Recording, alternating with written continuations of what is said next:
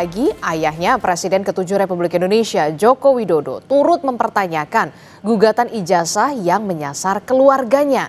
Benarkah ada yang membackingi? Kita akan ulas bersama dengan penggugat ijazah Gibran Rakabuming yang sudah hadir ke studio Orange Kompas TV. Sudah ada Pak Subhan Palal. Assalamualaikum, selamat pagi Pak Subhan. Waalaikumsalam warahmatullahi wabarakatuh. Selamat pagi. Selamat pagi. Kemudian melalui sambungan daring juga sudah hadir Wakil Ketua Umum Barisan Relawan Jalan Perubahan, Pak David Pajung. Kemudian juga ada pakar hukum dari Universitas Jenderal Sudirman Purwokerto, Prof. Hipnu Nugroho. Selamat pagi Bapak-Bapak. Selamat pagi Mbak Adi, selamat pagi Mas David, Pak Subhan. Selamat pagi Pak David. Iya, ini kalau kita lihat ya, belum selesai soal kisruh dan juga polemik ijazah sang ayah Presiden ke-7 Republik Indonesia Joko Widodo. Kemudian saat ini muncul gugatan juga begitu ya kepada sang anak begitu ya, Wakil Presiden Republik Indonesia Mas Gibran Rakabuming. Nah, saya ingin tanya dulu ke Pak Subhan. Mungkin belum banyak juga publik yang belum mengetahui begitu soal apa sih sebenarnya yang digugat dan apa yang menjadi dasar Anda menggugat begitu sampai kemudian kok merasa ada yang nggak beres nih misalkan begitu ya, atau ada yang merasa ragu begitu Pak Subhan. Begini Ibu, selamat pagi rekan-rekan semuanya. Jadi gini, ada keraguan, bukan keraguan sebenarnya, ada fakta. Jadi saya membaca riwayat pendidikan calon presiden dan calon wakil presiden. Semuanya saya baca. Nah, Anda baca di mana? Saya baca di website KPU. Website KPU, oke. Pada tanggal? Udah lama ya, lupa saya. Tapi saya ada dokumennya ada. Saya unduh itu. Nah, saya lihat di situ ada ketentuan bahwa minimal pendidikan calon itu adalah SMA atau sederajat atau sekolah lain yang sederajat. Oke. Nah, dari penafsiran pasal itu saya cocokkan dengan calon wakil presiden yang kebetulan lagi rame dibicarakan itu. Saya lihat, oh kok nggak cocok menurut saya. Nggak cocoknya di mana? Nggak cocoknya begini, Ibu. Saya sebut tergugat aja, bahwa yang saya gugat ini sekolahnya SMA itu 2 kali. SMA-nya 2. SMA-nya 2, dibikin oleh laporan KPU itu 2 kali. Yang satu diselenggarakan di Singapura, yang satu lagi diselenggarakan di Sydney, Australia.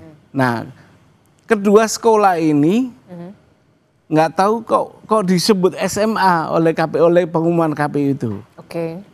Sementara ada kalimat dalam undang-undang itu sekolah lain yang sederajat. Nah, apakah sekolah SMA yang di Singapura dan SMA yang di Australia ini sederajat bukan? Menurut saya itu bukan sederajat. Karena kalau sederajat itu harus melihat pasal ke atasnya. Pasal di atasnya sebelum kalimat sekolah lain yang sederajat itu disebut ada SMA, ada aliyah, ada SMK. Nah, maksudnya sekolah lain yang sederajat adalah ya sederajat SMA, sederajat aliyah, bukan di luar negeri. Karena kalau di luar negeri itu ada cara sendiri, namanya penyetaraan, dan itu wewenangnya Kementerian Pendidikan. Saya baca juga itu, apa kewenangan yang dikeluarkan oleh kementerian itu, ternyata penyetaraan terhadap ijazah hasil pendidikan luar negeri itu untuk pendidikan selanjutnya pada sistem pendidikan di Indonesia. Jadi artinya clear bahwa syarat itu nggak bisa dipakai SMA yang di luar negeri. Australia, apa yang di Singapura dan di Australia. Clear nggak bisa dipakai itu. Makanya saya uji ke pengadilan negeri pusat. Saya minta karena fakta begitu tuh. Itu Bukti apa yang kemudian disampaikan ke pengadilan? Kita tahu kan ini sudah masuk ke gugatan perdata ya. Ya. Apa bukti yang Anda berikan atau ajukan ke pengadilan pada saat ini? Gini Bu, udah berkali-kali soal bukti ini, saya memiliki bukti itu seterang Ibu ngelihat Monas itu ada di Jakarta. Oke. Kenapa saya bilang gitu? Karena ini buktinya undang-undang. Dan peraturan KPU dan pengumuman riwayat pendidikan yang oleh KPU juga, dan itu hampir semua orang bisa akses itu, semua warga negara bisa mengakses itu, jadi buktinya itu seterang itulah kira-kira. Jadi Anda yang permasalahkan adalah soal sekolah yang di Singapura dan juga di Australia itu menurut Anda bukan termasuk sekolah lain yang sederajat. Bukan termasuk sekolah lain yang sederajat, sesuai dengan aturan undang-undang. Aturan undang-undang pemilu. Oke, itu yang kita clearkan dulu ya. Kalau dari sisi penggugat begitu ya. Nah, saya ke Prof Hipnu dulu karena kan ini masuknya ke permasalahan hukum ya. Sebelum saya ke Pak David, Prof Hipnu, bagaimana melihat penjelasan dari penggugat Pak Suphan ini yang menggugat Wakil Presiden Republik Indonesia Mas Gibran Rakabuming soal ijazah ini, ijazah Mas Gibran? Tanggapan Anda, respon Anda setelah mendengar penjelasan ini. Terima kasih. Iya, selamat Pak Suphan ya.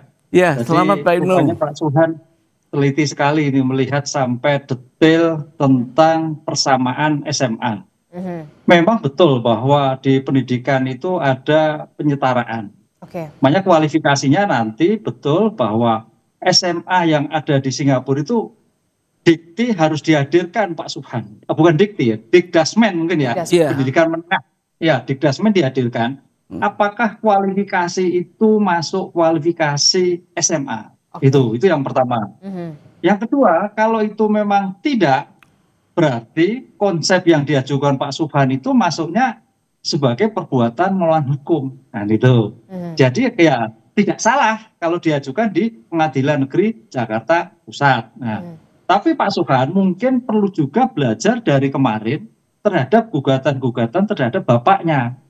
Apakah ini masuk kualifikasi PMH Pengadilan Negeri ataukah tidak? Nah ini yang saya kira juga pasti belajar dari kemarin. Jangan sampai usaha Pak Suphan membuktikan. Karena kan dalam hal konsep perdata itu barang siapa yang menuduh harus membuktikan. Lah yang membuktikan itu harus clear nanti gitu loh. Termasuk kerugian yang dimintakan. Itu luar biasa Pak Suphan. Luar biasa gini Mbak Adisa. Kerugian yang timbulkan seandainya dikabulkan untuk bangsa dan negara. Wah itu luar biasa. Nah, ini suatu ide cerdas ya, tapi harus diimbangi konsep permohonan ini apakah masuk kompetensi pengadilan negeri, apakah masuk kompetensi tata usaha negara. Karena kita melihat ijazah tadi, kualifikasi ijazah. Tapi kalau dilihat perbuatannya oke. Tapi kalau dilihat dari diujinya itu ijazah lah. Oleh karena itu penggugat harus betul-betul membatasi ini yang dimati yang mana gitu. Mudah-mudahan ini juga menjadikan pembelajaran bagi siapapun rakyat Indonesia yang masih ragu-ragu ijazahnya untuk dibenarkan atau untuk dibetulkan sehingga tidak terjadi ketika yang seperti ini ya sudah menjadi pejabat diurek-urek terhadap ijazahnya. Itu Mbak Adisa.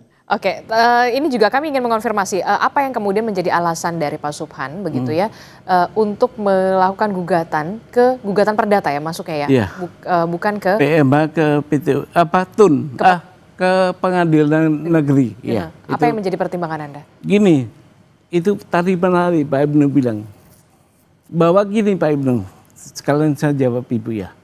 Sebelum saya ke PN itu saya udah gugat Pak ke TUN Pak. Sudah ada gugatan ke Petun. Oh iya, dan itu strategi saya untuk mengunci bahwa di TUN memang di NU Pak dikenal proses misal.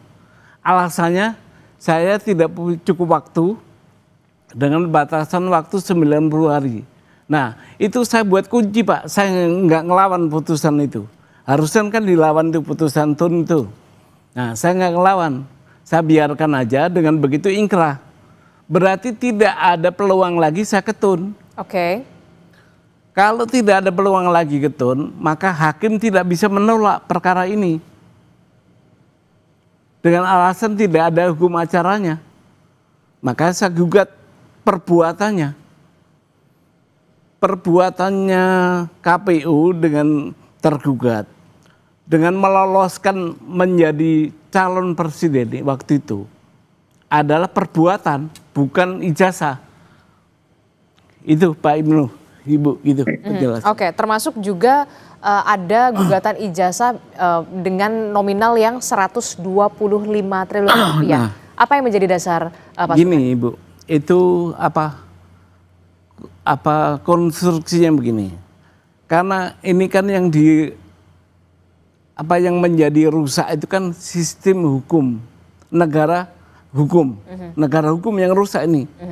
Maka yang rugi, analoginya adalah seluruh bangsa, rakyat warga negara Indonesia. Oke. Dirugikan tuh dengan adanya serangan terhadap negara hukum itu. Nah, kalau negara hukum pemiliknya siapa? Warga negara. Maka saya minta 125 triliun itu adalah kalau dikabulkan, disetorkan kepada kas negara. Yang nantinya akan tahu dalam bentuk apa, kita menghayal aja nih. APBN kan? Nah itu relasinya. Kalau uang 125 triliun dibagi ke seluruh warga negara Indonesia yang saat ini jumlahnya sekitar 285 juta, maka satu orang kita akan kebagian 450.000. Kecil kan? Kecil itu Bu. Harusnya saya tadinya mau minta UMR lah. Tapi kok gede banget, ya udahlah segitu aja. 45 saya ambil dari 45 itu merdeka kita. Oke, saya ingin tahu juga respon dari Bara JP. Melihat penjelasan yang sudah diutarakan oleh Pak Subhan terkait dengan gugatan yang diajukan oleh Pak Subhan soal ijazah dari Wakil Presiden Republik Indonesia Gibran Rakabuming, setelah kita tahu sebelumnya begitu ya ijazah Pak Jokowi juga belum selesai begitu ya kasusnya. Bagaimana respon Anda, Pak David? Ya, makasih Mbak. Pertama gini, dengan segala hormat ke Pak Subhan ya, Pak Subhan ini kan katanya orang hukum ya, katanya orang hukum. Tetapi memahami hukum ini dengan kacamata kuda ya. Tidak komprehensif. Minta maaf Pak Subhan. Kalau orang-orang seperti Pak Subhan ini semua tampil di publik ini, rusuh republik ini. Saya mau jelaskan pertama gini, izin. Syarat menjadi presiden dan wakil presiden, coba baca di UUD NRI hasil amandemen pasal 6 dan pasal 6A. Itu clear pertama ya. Pasal 6 itu ayat 1 itu warga negara Indonesia asli yang kewarganegaraannya tidak pernah pindah lah, gitu poinnya. Pasal 2 itu turunan-turunan dari itu diatur dengan mekanisme undang-undang. Pasal 6A ya, itu tadi pasal 6. Pasal 6A itu ayat 1, pasangan presiden dan calon presiden itu satu pasang. Ya, nggak bisa dipisah. Yang kedua, mekanismenya diatur dengan undang-undang. Itu dulu poin konstitusi kita. Kemudian turunan undang-undang itu ya, ini saya ajarin nih Pak Subhan supaya jangan salah. Undang-undang turunannya dari UUD 45 itu pelaksana pemilu itu Undang-Undang Pemilu nomor 7 tahun 2017. Biar Pak Subhan belajar nih. Tadi sudah disebut di pasal 169 sekian banyak syarat-syarat administrasi, itu salah satu syaratnya di ayat R ya, ayat R kecil itu tadi sudah dijelaskan. Minimal atau pendidikan itu serendah-rendahnya atau minimal SMA atau madrasah atau yang sederajat. Nah, kemudian ini biar clear nih. Lanjut, bukan berhenti di situ aja Pak Subhan ya. Di pasal turunan pelaksananya itu PKPU peraturan KPU nomor 19 ya 2023 yang menjadi rujukan Pilpres kemarin ya. Itu Bapak harus baca tiga pasal. Pasal 18 ayat 1R sama tadi syaratnya. Salah satu syarat dari sekian banyak syarat adalah minimal SMA. Begitulah poinnya. Pasal 18 ayat 1 ya. Pasal 18 ayat 1 itu harus fotokopi yang dilegalisir ya. Fotokopi ijazah. Nah ini yang penting ini 18 ayat 3 yang Bapak nggak baca. Baca baik-baik Pak. 18 ayat 3 itu ada pengecualian ya di PKPU itu. Pengecualian itu yang tadi soal administrasi yang harus dilegalisir, pengecualian kalau dilegalisir dan keterangan, surat keterangan. Pengecualian kalau lulus dalam negeri itu tidak perlu keterangan, cukup ijazah dilegalisir. Oke. Baca nanti, ulang-ulang baca nih 18 ayat 3 Pak. Kalau lulusan luar negeri, Pak, nah, lulusan luar negeri itu bunyi di situ, ya. Jadi itu harus butuh keterangan. Nah, keterangan yang disodorkan oleh Gibran itu ada SK. Ada SK, Pak. Nanti Bapak baca. SK Kementerian Ristek dan Pendidikan Tinggi itu dikeluarkan oleh Dirjen Pembelajaran dan Kemahasiswaan. Itu mengkonfirmasi ijazah yang setara itu yang karena dibunyi tadi Undang-Undang Nomor 7 2017 ayat 169 itu yang sederajat. Nah, itu tugasnya Kementerian Dikti mengeluarkan legalitas bahwa itu sederajat. Bahkan sebenarnya jujur aja kalau kualitas jauhlah kualitas mereka itu dari kita di Indonesia ya, dengan segala hormat. Nah, itu yang berikut. Yang kedua, Mbak, saya ingin jelaskan ya. Tadi ini harus diklarifikasi nih. Oke. Makanya Pak Suban baca baik-baik itu semua data KPU. Kalau perlu Bapak minta secara formal, KPU akan memberikan ya dengan catatan seizin yang bersangkutan, seizin Gibran. Nah, SMA Gibran itu di Orchard Park Secondary School ya tahun 2002 Pak. Ya. Itu 2002 lalu kemudian dia automatically dia lanjut. Jadi dia ngambil lanjut di MDIS Management Development Institute Singapura. Ya, tamat 2007. Nah, itu kerjasama dengan Bradford, Inggris. Jadi ijazah Gibran itu kerjasama MDIS Singapura dengan Bradford, Inggris itu gelarnya adalah BSc, Bachelor Science. Karena jurusan yang diambil itu kaitan dengan sains. Saya jelaskan juga nih dikit Pak Suban. Lulusan luar negeri itu yang setara saat itu ada 3 gelarnya Pak Suban ya. 1 BA, Bachelor of Art. Kalau dia ilmu-ilmu humaniora, sosial ya, dan lain-lain. Dia BSc kalau ilmu-ilmu teknik ya, matematik, sains, teknologi. Nah, ini yang keluar ijazahnya Gibran. Ada lagi 1 gelar Pak, BFA, Bachelor of Fine Arts. Kalau ilmu-ilmunya seperti desain grafis ya, ilmu pertunjukan, film. Nah, itu clear. Kemudian yang Bapak bilang tadi dari Singapura, dari Australia itu UTS. Di UTS ya. Di UTS University Technology Sydney. Itu clear. Itu hanya pelengkap. Jadi gini, syarat minimal itu sudah dilampaui Gibran. Jadi nggak perlu persoalkan ijazah SMA karena syarat yang dimajukan Gibran itu ijazah S1 dari Bradford, Pak. Otomatis di dalam memahami hukum itu kalau mau mempersoalkan ijazah di atasnya karena tadi standar minimal dilampaui standar minimal itu oleh Gibran. Jadi gini, kalau Bapak lamar kerja, Bapak ajukan nggak ijazah SD, SMP, SMA? Enggak kan? S1 aja yang diajuin. Seperti itu memahami hukum Pak Suban ya, supaya ini nggak bikin rusuh di Republik ini, Pak. Oke, baik. Tahan dulu di situ Pak David. Bagaimana respon Anda? Apakah memang sudah dibaca secara komprehensif begitu soal aturan-aturan itu, termasuk juga Anda sudah tadi menyebutkan sudah ada SK, berarti dari Kementerian Riset dan Kemenristek Dikti. Tadi Anda menyebutkan Dikti. Itu ya? Ada SK clear itu di paket pendaftar itu, Mbak. Oke, bagaimana respon Anda? Saya udah baca juga, udah pelajari. Bahkan ada Kepmen tuh.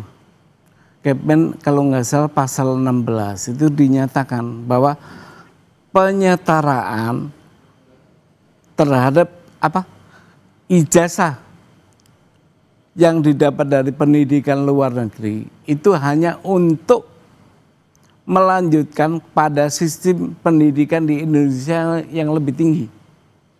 Clear? Nggak bisa dipakai. Untuk apa? Untuk jabatan. Penyetaraan itu sabar, tahan dulu di situ. Penyetaraan itu tidak dapat dipergunakan untuk sebagai syarat pencalonan. Itu dibatasi, dan itu yang tanda tangan menteri itu yang sekarang menjadi tersangka itu. Siapa itu? Ada menteri pendidikan Oke. Nah itu. Tapi kemudian tadi sudah dijelaskan sudah ada SK juga dari Dirjen dari Kemenristek Dikti begitu ya tadi Pak David mengatakan. Ada, clear Pak, clear Mbak. Masuk ke KPU itu. Nah bagaimana kemudian Anda melihat ini? Tapi gini, saya tidak melihat itu sebagai suatu pembenaran. Untuk apa? Karena Kemennya bilang begitu. Mau ada banyak. Dan undang-undangnya bunyinya sekolah lain yang sederajat. Apakah sekolahnya Gibran yang di Singapura dan Australia itu masuk kategori sekolah lain yang sederajat? Kan nggak masuk. Nggak masuknya di mana? Dengan membaca Kepmen tadi. Oke, baik. Ini kita permasalahan ini kan juga kita juga berharapnya juga ada dari perwakilan dari kementerian begitu ya untuk bisa menjelaskan ini juga secara clear begitu ya, termasuk juga KPU gitu ya kalau misalkan ini kalau memang mau didalami lagi. Tapi kemudian begini, saya mau ke Prof. Hipnu dulu. Prof. Hipnu, dari Anda dari pandangan hukum Anda, bagaimana dengan penjelasan dari Pak David yang sudah dijelaskan begitu dengan juga yang sudah dijelaskan oleh Pak Subhan begitu. Langkah hukum yang nantinya akan mekanismenya akan seperti apa? Ini kan gugatan secara perdata. Apakah bisa nanti akan dipanggil ahli atau bagaimana atau konsultasi dengan kementerian terkait atau KPU bagaimana Anda melihat ini dari sisi hukum? Iya, gini Mbak, memang ini menarik ya. Jadi ini kalau sudah nanti sampai pada pembuktian, sampai pembuktian. Oleh karena ini kan dalam konsep perdata itu kan mencari kebenaran formal. Oleh karena itu kalau yang diperdebatkan tadi Pak Subhan, kemudian tentang korelasi ijazah sederajat. Saya kira ini yang paling berkompeten adalah Kementerian Dikti yang akan menjelaskan. Memang dulu pernah di web atau di mana ibu sebelaran medsos itu sudah ada kesetaraan yang sarjana muda itu Mas David itu sudah ada lah. Lah itulah yang saya kira nanti karena kebenaran formal itu wajib dihadirkan. Apakah ini salah? Apakah ini keliru? Apakah iya? Dengan demikian nanti dalam hal pembuktian ini menjadi clear karena ini pembuktian formal. Oleh karena itu yang pertanyaan begini Mbak, ini pertanyaan yang Pak Subhan betul ada juga menarik, apakah SMA bisa lanjut ke perguruan tinggi? Ini perdebatannya itu kata nggak salah kalau saya dengar loh. Tapi Mas David betul bahwa ijazah ya terakhir, kalau terakhir clear. Saya kira itu pernah membaca, pernah melihat lah dalam suatu medsos, oh ini ijazah seperti ini. Nah, sekarang pertanyaannya kan gitu kan Pak Subhan, saya melihatnya keterangan sebagai bentuk apa itu kaitannya dengan kondisi yang derajat. Itu yang saya kira kewenangan dikti yang akan menjelaskan. Sehingga diktilah yang wajib dihadirkan untuk memperjelas bukti-bukti apa yang disampaikan oleh Pak Subhan dan bukti-bukti yang diajukan oleh Pak David. Oh ini yang betul, oh ini yang keliru, oh ini yang salah dan sebagainya. Sehingga permasalahan ini menjadi clear bahwa apakah gugatannya dilanjutkan atau tidak tergantung dari pembuktian dari kementerian yang mengeluarkan keterangan tersebut. Oke, jadi apakah kemudian kementerian terkait begitu ya dikti dalam hal ini adalah juga punya kewajiban untuk bisa mengklirkan ini semua atau kemudian nanti saja di persidangan begitu ya pembuktian ini bisa dilakukan begitu termasuk juga memanggil dari dikti atau dari KPU sekaligus begitu. Kalau menurut Anda ya, dari sisi hukum? Ya kalau ini kan suatu proses persidangan kan ini besok kan baru kemarin perbaikan legal standing. Kemudian besok ada mediasi kan mediasi. Ya mudah-mudahan nanti Pak Subhan oh ya begitu ya. Nanti Pak David oh begitu ya. Kalau memang sudah ada kesepakatan betul saya kira nggak perlu naik kan gitu loh. Karena suatu hukum itu suatu logika ya. Jadi mudah-mudahan nanti para penggugatan-penggugat itu melihat ini yang betul. Karena tadi Mas David juga betul. Ini logikanya dari semua deretan persyaratan KPU kemudian syarat untuk ijazah diklirkan semua, saya kira sudah clear. Jadi jangan sampai nanti kita itu habis tenaga. Tapi kalau memang Pak Subhan punya data-data, karena konteks perdata itu barang siapa menurut pembuktian, itu yang juga harus dijawab oleh Pak David. Lah, oleh karena itu antara jawab di Nafap itu perlu data tengah yaitu Kementerian Pendidikan untuk menjelaskan ini yang betul, ini yang keliru. Gitu, Oke, saya berharap Kementerian Pendidikan juga bisa menonton ini dan menyaksikan ini jadi bisa diklirkan begitu ya supaya juga bisa lebih jernih dan juga lebih tidak sampai berlarut-larut semakin panjang begitu ya. Anda setuju mungkin Pak David dan juga Pak Subhan. Tapi kemudian karena ini sudah terlanjur mencuat begitu sampai kemudian Presiden ke-7 Republik Indonesia Pak Joko Widodo sampai mengatakan kalau nafasnya panjang ada yang membackup? Benarkah? Siapa yang membackup? Tapi jangan dijawab dulu Pak Subhan, kita akan temukan jawabannya. Tetaplah bersama kami di Sapa Indonesia Pagi, kami akan segera kembali.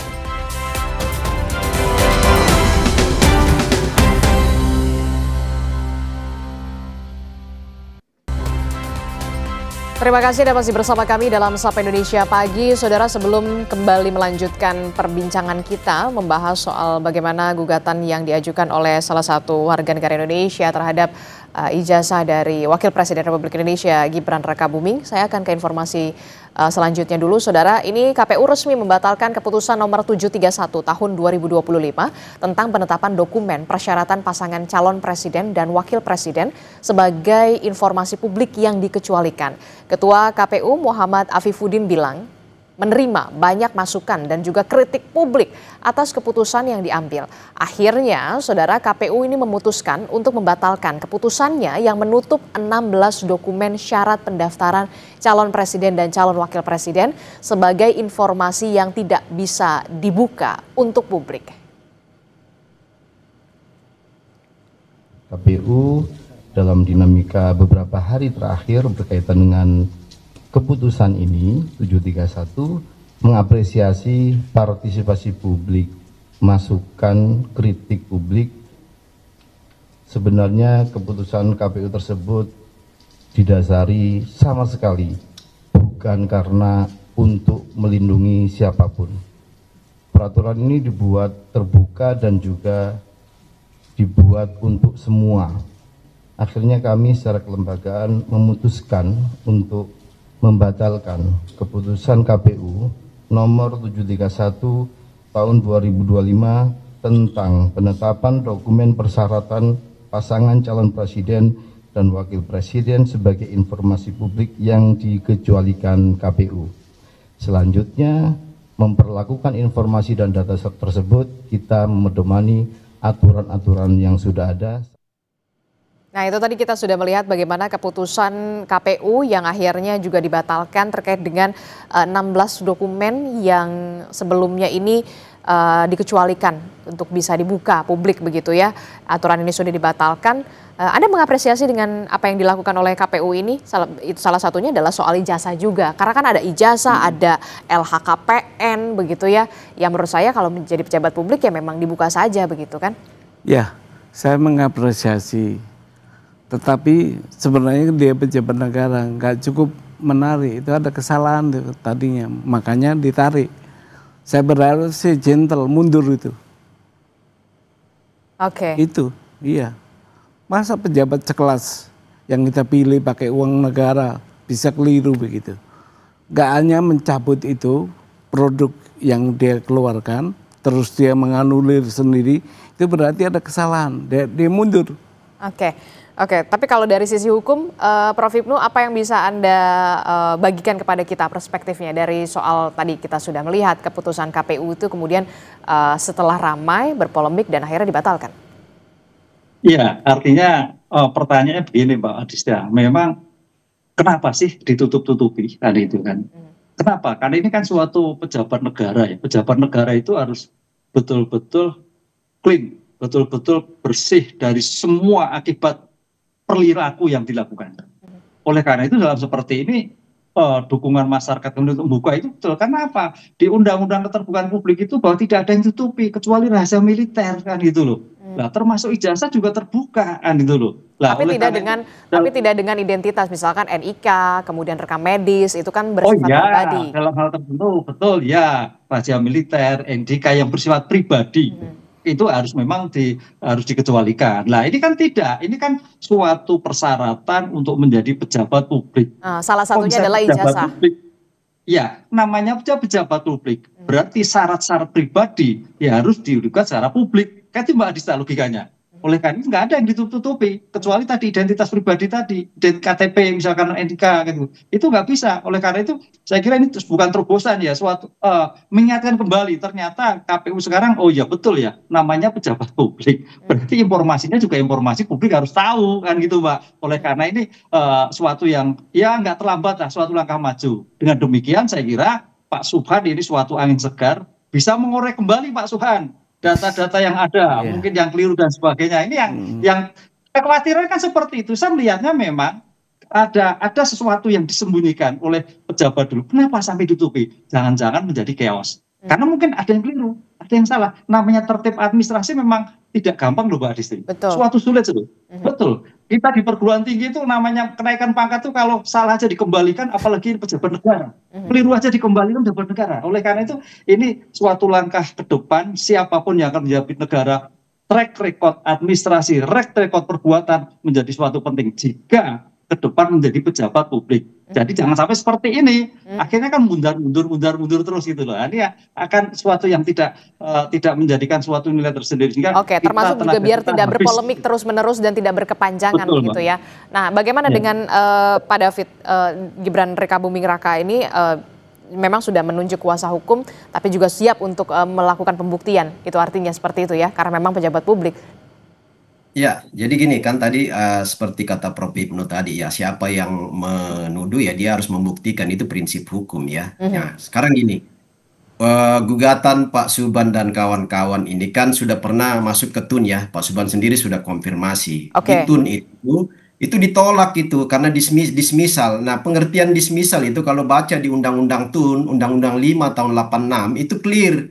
Kenapa dismisal? Salah satunya itu misalnya tidak layak karena tidak memenuhi persyaratan dokumen, bukti, administrasi, nggak layak. Kemudian daluarsa itu tadi Pak Subhan juga merekayasa itu. Kalau di pasal di pasal 62 Pak, bukan di pasal 62 itu. Rekayasanya di mana maksud Anda? Tadi kan Pak Subhan bilang itu karena saya nggak punya waktu lagi. Enggak, itu daluarsa Pak. Jadi waktunya sudah lampau. Nggak bisa lagi diproses. Kemudian bukti-bukti Pak Subhan itu nggak memenuhi, makanya di situ dikatakan nggak layak uji, ditolak, itu masuk di dismisal pasal 62, nanti dibaca aja. Nah itu yang pertama. Jadi kemudian yang kedua, Pak Subhan ini legal standingnya apa? Itu pertanyaan dasar saya, karena yang diberikan prerogatif oleh undang-undang, diberi kuasa undang-undang untuk menginterpretasi dan menerjemahkan teknis administrasi pemenuhan aturan-aturan di dalam kepemiluan itu adalah KPU. Nah, ketika Gibran maju di Solo dulu calon wali kota, KPU dia sudah melakukan itu, verifikasi administrasi dan verifikasi faktual. Di KPU pusat maju sebagai cawapres juga KPU sudah melakukan itu. Jadi ada verifikasi administrasi, ada verifikasi faktual lapangan.